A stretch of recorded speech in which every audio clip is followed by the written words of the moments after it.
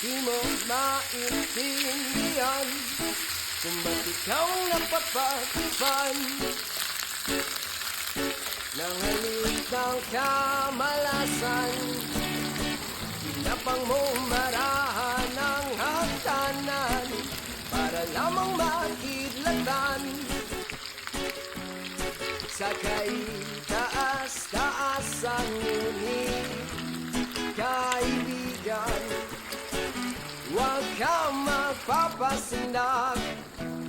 Kaibigan,